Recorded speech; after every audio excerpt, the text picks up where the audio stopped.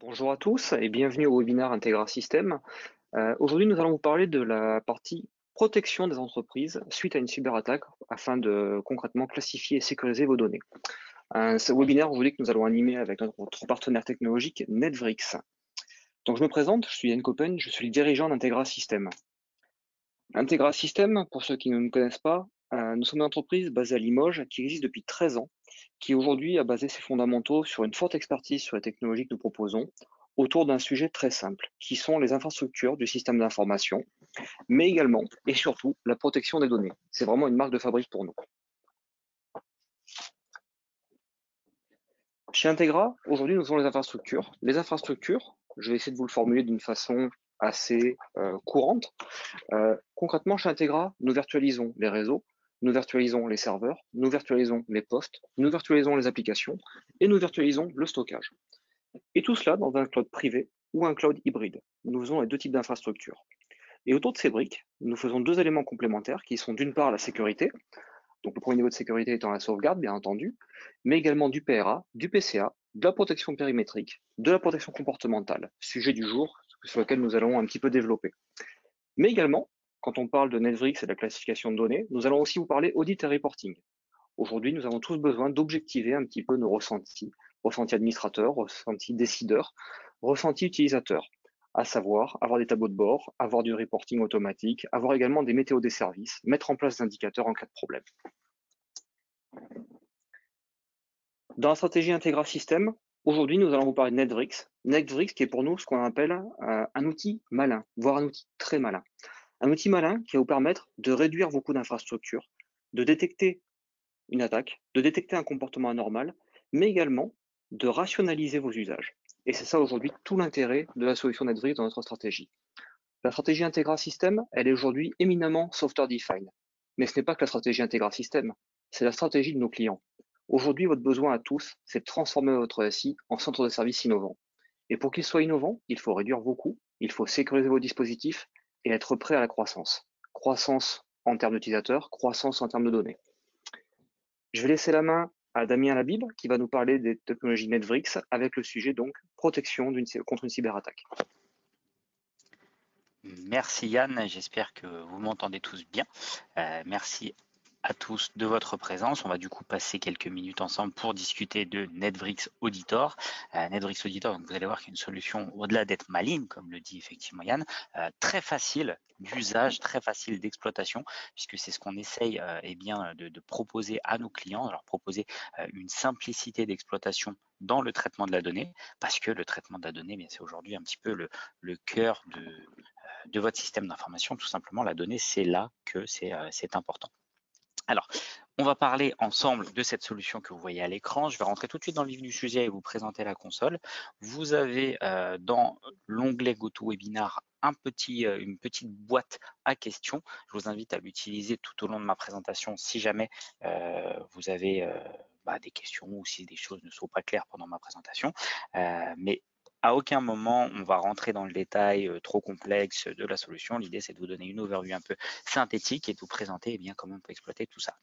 Les deux premières choses importantes à savoir dans l'utilisation de Netvrix, c'est que l'outil est entièrement sans agent. C'est-à-dire que toutes les fonctionnalités qui vont vous être présentées aujourd'hui ne nécessitent aucun agent sur les postes de travail, sur les contrôleurs de domaine, sur les systèmes de fichiers, les tenantes de messagerie ou autres sources de données que vous pourriez exploiter dans votre quotidien. Mais en plus de ça, toutes les fonctionnalités et différents rapports et différentes alertes que je vais vous montrer aujourd'hui dans cette présentation faite avec Integra System sont des fonctionnalités natives de l'outil. J'entends par là, c'est pas un lab qu'on aurait construit aujourd'hui avec les équipes d'Integra System et Yann en disant on va créer un rapport pour montrer ceci, pour montrer cela. Toutes les fonctionnalités sont déjà natives, tous les rapports sont déjà dans l'outil. Si vous l'installez demain, il est tel quel. Bien évidemment, si vous avez d'autres besoins, on pourra en rajouter, mais le fait est que vous avez déjà accès à l'ensemble de ces informations qui couvrent, disons-le bien, vous allez voir 99% des besoins clients qu'on peut retrouver en ce moment. Alors, le fonctionnement de l'outil est assez simple. On va venir déclarer ici, vous le voyez, des sources de données. Vous allez dire, voilà, ok, moi je travaille avec les équipes Integra sur le système de fichiers, le stockage de mes bases de données, par exemple, sur mon Active Directory ou autre. Ce sont donc les sources de données que je veux auditer. On va les déclarer à l'outil. Et ce que l'outil va faire, c'est aller récupérer les informations par requête WMI, tout simplement en fait, sur les différents journaux d'événements. C'est-à-dire qu'on va faire des requêtes réseau sur ces différents objets et ces requêtes réseau, on va tout simplement aller compiler, je vais dire, l'ensemble des event logs de chacun des objets dans notre base de données locale. Quel est l'intérêt de faire ça? C'est de dire qu'on va être totalement transparent pour la production. Toutes les fonctionnalités de recherche, de reporting, de traitement de la donnée qu'on va travailler ensemble pendant cette présentation sont faites localement dans la solution Netvrix. C'est-à-dire que pour une raison XY, vous êtes amené à faire des recherches, du reporting, des choses lourdes ou complexes, en aucun cas, on ne va impacter vos serveurs de prod, en aucun cas, on va tout simplement perturber votre environnement. C'est bête à dire, mais c'est très important puisque on sait tous que des agents, des exécutables ou ce genre de choses peuvent mener à des écrans bleus et autres. Là, on va s'appuyer sur ces journaux d'événements pour avoir deux choses. L'activité de vos différentes sources de données, mais également leur état des lieux. Et c'est les différentes fonctionnalités qu'on va voir ensemble ici. On va traiter de trois fonctionnalités qui sont les fonctionnalités principales d'Auditor, qui sont la recherche, les rapports et les alertes. Alors la recherche, au sens large du terme, qu'est-ce que c'est? Dire qu'on fait une recherche ici, ça revient tout simplement à dire on va avoir la capacité à avoir un Google du SI. Le Google, c'est peut-être un terme un petit peu pompeux ou un petit peu prétentieux, mais vous allez voir que c'est une réalité, puisqu'en fait, on est capable tout simplement de poser des questions en langage naturel à l'outil. On va dire, par exemple, je veux savoir ce qu'a fait un admin. Donc, je vais taper la chaîne de caractère admin. Je pourrais me contenter de ça et lancer ma recherche. L'outil chercherait la chaîne de caractère admin sur l'ensemble de mes journaux d'événements. Mais j'ai aussi la possibilité ici de dire je vais avoir la variabilisation. L'outil me dit est-ce que ce qui t'intéresse, c'est un user qui s'appelle admin, c'est une action qui s'appelle admin, un objet, un partage, un site? Je vais dire non, c'est le user admin qui m'intéresse effectivement ici. Et je lance ma recherche. Systématiquement, les infos sont présentées de la même manière, à savoir qui fait quoi, où et quand. Ce qui, quoi ou quand, en fait, il revient tout simplement vous présenter l'information de la manière la plus intelligible possible. Quand je dis intelligible, c'est tout simplement en fait être capable dans ce puits de log, dans ce puits d'informations qui est colossal, parce que quand on a l'habitude de traiter du log au quotidien, on sait que c'est quelque chose qu'on ne peut pas exploiter nativement à la main. Ici, je me rends compte que j'ai fait une recherche en disant qu'a fait l'admin. Mon outil me dit Damien, ok, t'es gentil, mais too much data found, c'est-à-dire que c'est pas très très précis ce que tu nous as dit qu'a fait l'admin. On a trouvé plein de trucs, mais ça ne veut pas dire grand-chose. Je veux dire, par exemple, est-ce que mon admin a modifié, je sais pas moi, des policies sur une période de temps spécifique qui serait la semaine dernière. Ok, donc mes critères d'action, d'objet, de période, de temps et autres. Et je relance ma recherche. Là, j'ai filtré, en fait, c'est un peu un système de l'entonnoir où je pars de quelque chose de très large qui est l'admin et je veux rajouter des filtres, des couches de granularité pour rendre ma recherche plus pertinente. Cette recherche plus pertinente, elle me permet de me rapprocher en fait d'une information qui est celle mise en exergue ici. Donc j'ai bel et bien, vous voyez, deux modifications qui ont été faites par l'admin sur des policies sur la période de temps la semaine dernière. Là, elles ont toutes les deux été faites aujourd'hui pour info, cette nuit, ok. Mais dans les modifications, ce qui est intéressant, et ça, c'est que ce soit une modification d'un point de vue système, fichier, objet, configuration, tout ce que vous voulez, on va avoir les valeurs avant-après modification. Vous voyez ici, on a modifié une computer vision de cette valeur vers cette valeur. Ce qui est intéressant, c'est qu'on va décliner ça sur l'ensemble des sources de données Netvrix. Je prends un cas d'usage très bête qui est celui des mouvements de fichiers. Vous avez, je le pense tous, très régulièrement des collaborateurs qui appellent au support en disant j'ai un fichier qui a disparu, j'ai rien touché, ceci a été modifié, etc., etc. Nativement, c'est extrêmement compliqué, si ce n'est pas impossible, de tout simplement avoir une vision exhaustive de est-ce qu'effectivement c'est bien le collaborateur qui a modifié ce fichier, est-ce qu'il l'a déplacé de tel endroit à tel autre, ou est-ce que ceci, ou est-ce que cela? Ce qu'on va faire ici, c'est qu'on va être capable de vous dire effectivement, en partant d'un fichier, en tapant le nom de ce fichier, en tapant le nom du collègue, de ce que vous voulez, on va avoir l'historique des modifications et par définition, on va être capable de remonter l'historisation de qui a fait quoi, qui a modifié quelque chose et autres actions associées. Ça, ce sont pour des recherches à titre, je vais dire, ponctuel et avec des critères simples, mais on peut mettre des critères beaucoup plus complexes. Puisque vous voyez qu'ici, dans mes opérateurs, donc je suis allé sur une recherche relativement basique, mais je peux aller beaucoup plus loin.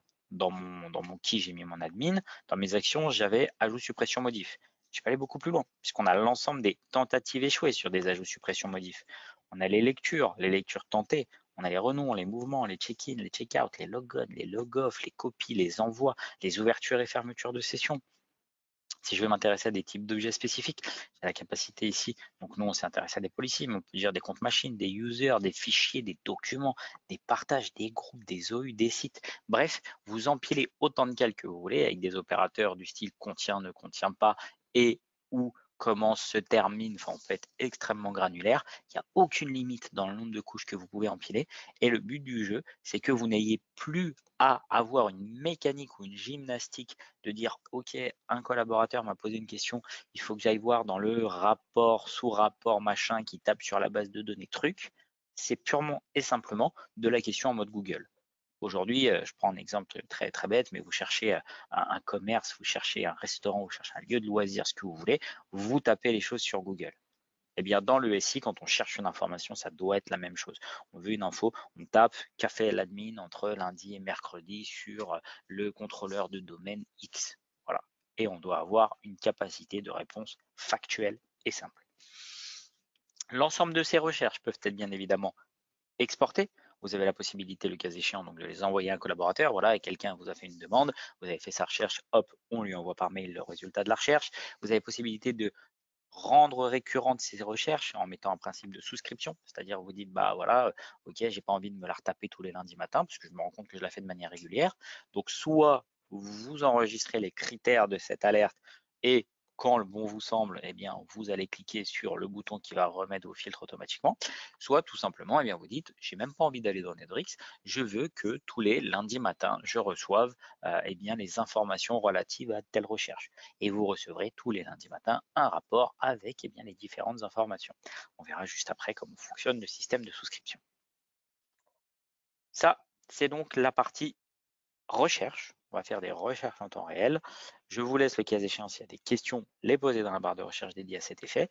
Et on va ensemble eh bien, se déplacer très gentiment vers le module de reporting, puisque c'est peut-être le plus dense de cette présentation. Je me permets de faire un petit commentaire, Damien. C'est concrètement, cette recherche est très intéressante dans différents cas. Si je reprends un petit peu ce que tu viens de dire, c'est intéressant lorsqu'on cherche un événement passé, en cas de problème de sécurité, en cas de mauvais usage ou d'erreur de manipulation aussi. On veut comprendre ce qui s'est passé dans un mécanisme. Mais également, imaginez le pire. Demain, on vous demande un petit problème de sécurité, une cyberattaque, quoi que ce soit. Vous avez besoin de retracer ce qui s'est passé. On peut aussi le faire à travers ce moteur de façon manuelle. Et maintenant, effectivement, on va arriver à la partie rapport. Exactement, c'est tout à fait vrai. Ce qui se passe on va dire, en allant un peu plus loin que sur ces alertes, c'est qu'on va avoir accès à une foule de rapports très configurés. Par souci de temps et pour la souci de compréhension, je vais m'intéresser aujourd'hui au rapport du système de fichiers et de l'Active Directory. Disons que c'est ce qui est le plus générique et présent chez tout le monde. Maintenant, sachez que ce qu'on va présenter sur ces deux familles de rapports, enfin ces deux objets plutôt, c'est exactement la même philosophie sur d'autres objets. Vous voulez du Windows Server, du SharePoint, tout ce que vous voulez, ce sera la même philosophie. Donc en s'intéressant à un objet spécifique qui serait le serveur de fichiers, par exemple, on va avoir deux sous-familles de rapports. Une sous-famille qui va être l'activité. L'activité du serveur de fichiers, ça va être tout simplement qui crée, modifie, supprime, tout ce que vous voulez. Ça va être une visibilité en fait de l'ensemble de l'activité de votre système de fichiers. Mais ce qui va nous intéresser surtout ici, c'est l'état des lieux. L'état des lieux, ça va être tout simplement de dire, OK, quels sont les photos, quels sont les snapshots à un instant T de mon système de fichiers. J'entends par là qui a les droits sur quoi, quels répertoires sont accessibles par qui et autres.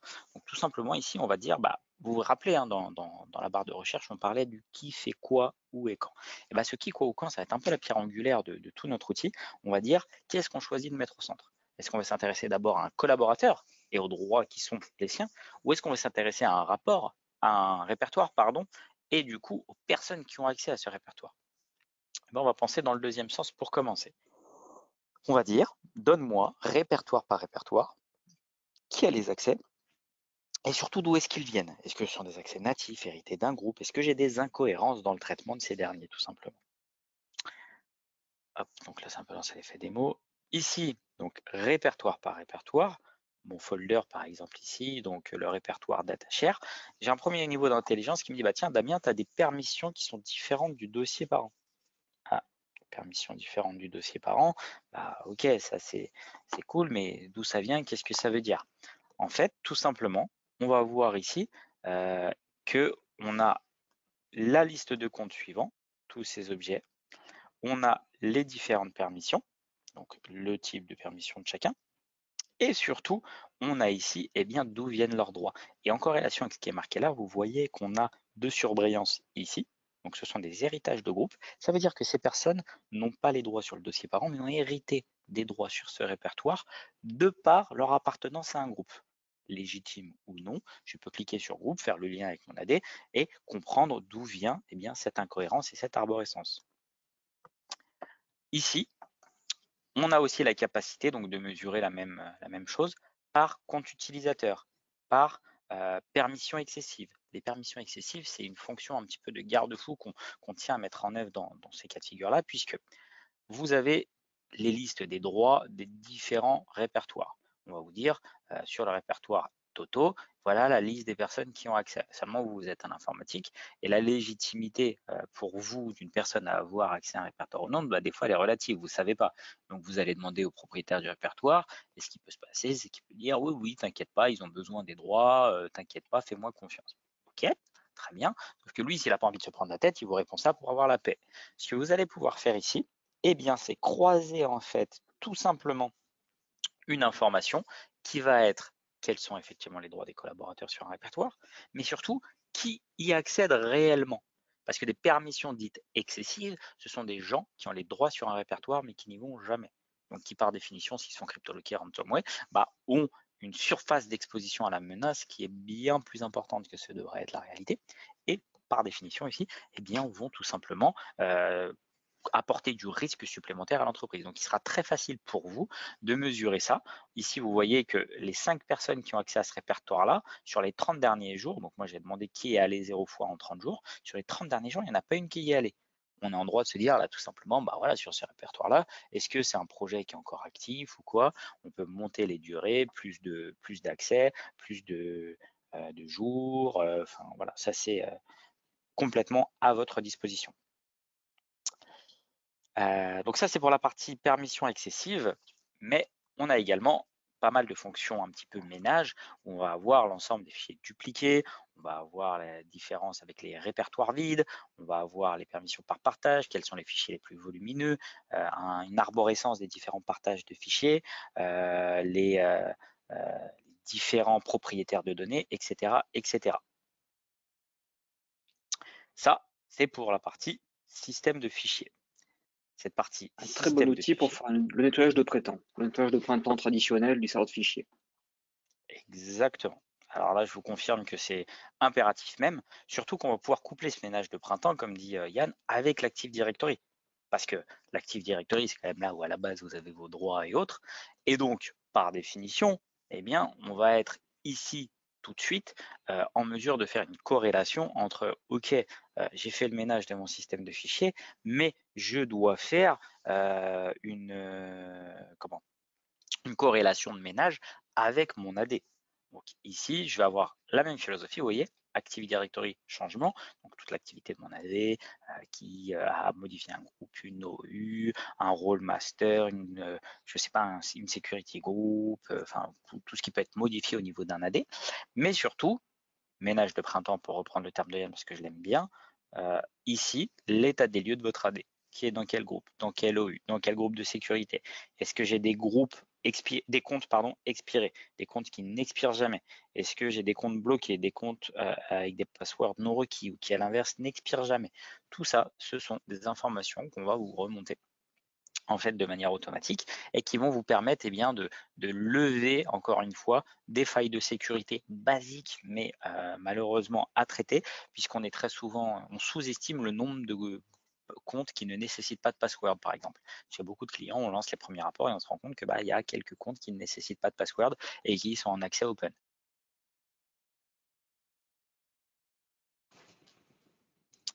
Ça, c'est pour la partie effectivement donc Active Directory, mais on va faire exactement la même chose au niveau des GPO. On va avoir les changements par groupe policy. Donc l'historique de tous les changements de vos GPO, qui n'est pas forcément toujours facile à matérialiser. Et ici, l'état des lieux des différentes GPO. Les GPO, pardon, par réglage, par statut, par délégation. Est-ce que j'ai des réglages identiques dans des GPO différentes? Ce petit rapport. Donc là, effectivement, sur le domaine suivant, j'ai ce réglage-là qui est dans ces différentes GPO. Donc là, j'ai peut-être des incohérences qui sont effectivement à analyser. Tout ça, ce sont des rapports. Je vous laisse encore une fois, s'il y a des questions, les poser dans la barre de questions prévues à cet effet. Et on va passer ensemble aux alertes si vous le voulez bien.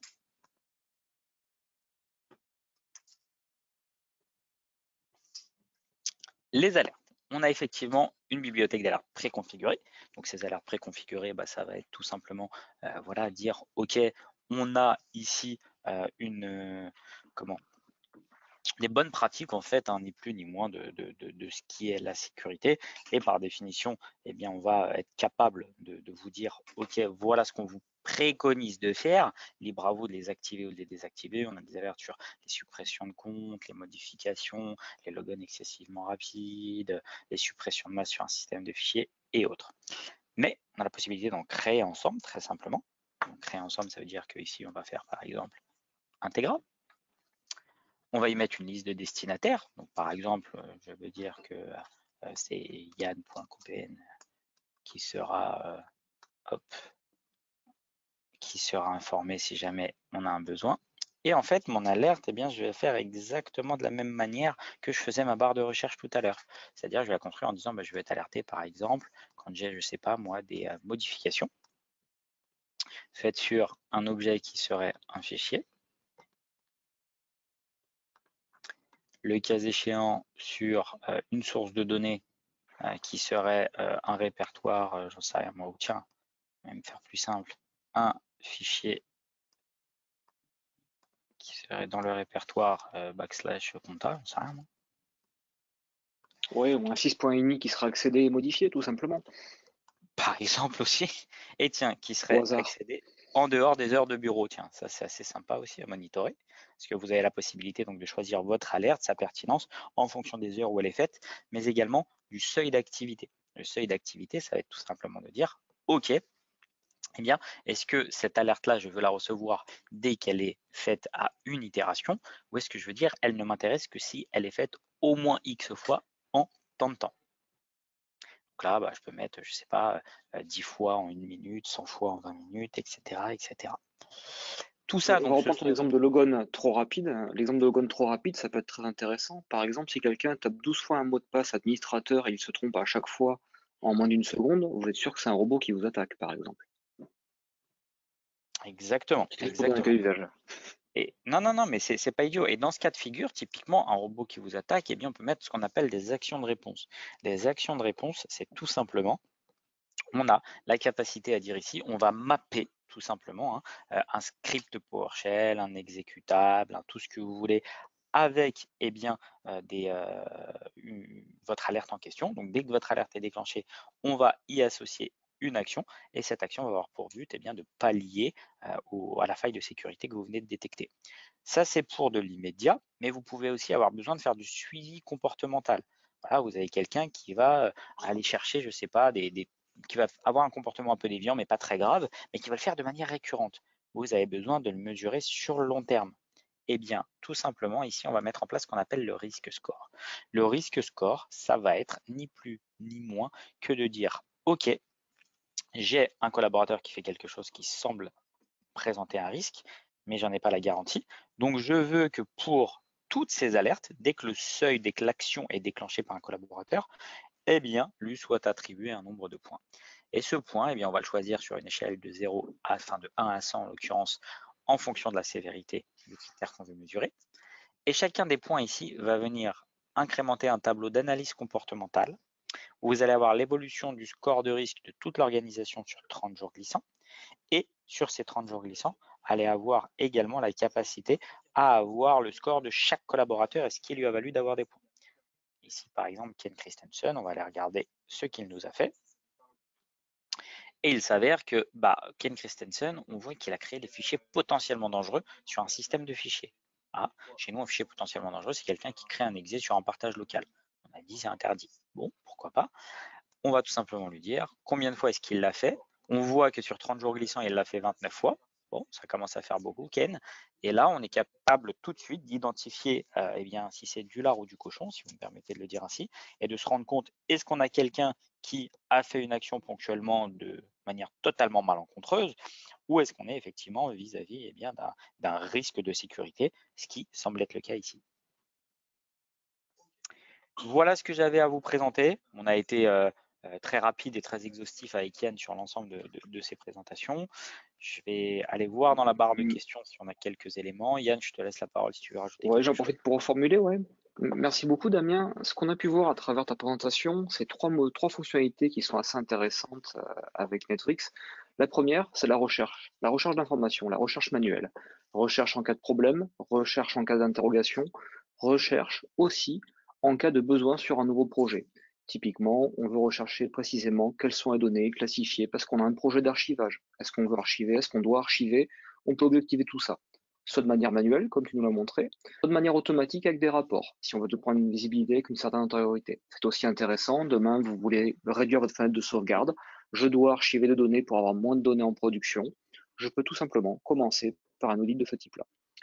Deuxième type de recherche que nous avons vu, c'est la recherche, je dirais, automatique avec des rapports. Ces rapports, on l'a vu, on peut automatiser, mais on peut aussi faire des rapports de conformité. On n'en a pas parlé, mais c'est quelque chose qui est très demandé aujourd'hui. On nous demande bien souvent un rapport tout bête qui s'appelle la conformité RGPD. Quel est mon niveau de conformité RGPD? Quel est le reste à faire? Et quelles sont les remédiations à mener? Tout cela, vous en avez besoin aujourd'hui pour objectiver un petit peu qu'est-ce qu'il vous reste à faire, qu'est-ce que vous avez déjà fait, quel est l'écart aussi en termes tant d'organisation que de technique, que d'éducation, je choisis le terme, d'éducation de vos utilisateurs. Et donc avec tout cela, vous pouvez remonter vers votre direction générale pour afficher concrètement de quoi vous avez besoin, quelles sont les priorités, et mettre un prix en face. Ce qui vous permet d'avoir un go ou un no-go de votre direction. Ça, c'est très intéressant également. Dernier point, la partie alerte. Eh bien, les alertes, ça permet plusieurs choses. Ça permet de ne pas surconsommer. Ça permet également d'éviter les débordements. Et ça permet aussi d'être alerté en cas de pépin. Problème d'utilisation, problème administrateur. On peut aussi faire des erreurs humaines. C'est complètement possible au niveau de l'administrateur. Les informaticiens ne sont pas parfaits, malheureusement. Mais le dernier point également, c'est en cas d'attaque. En cas d'attaque, être au courant. Être au courant, on a parlé aussi, avoir des alertes, c'est juste indispensable. Empêcher quelqu'un de rentrer dans votre SI, celui qui arrive, il est menteur ou magicien. Enfin, il est surtout menteur quand même. Par contre, celui qui peut vous dire, quelqu'un est rentré, eh bien typiquement, nous pouvons le dire avec un outil comme Netflix. Donc, il faut bien comprendre ce que l'on a vu. Recherche manuelle, reporting, et également la partie alerte. Voici les fonctionnalités clés de Netflix. Vous avez des questions, Damien, peut-être? Il n'y en a pas. C'est qu'on a dû être clair. En tout cas, je l'espère. Eh bien, je l'espère aussi. Un petit point sur le volet financier. Nous finissons toujours par cela. Le licensing de Netflix, il se fait en fait à l'utilisateur Active Directory.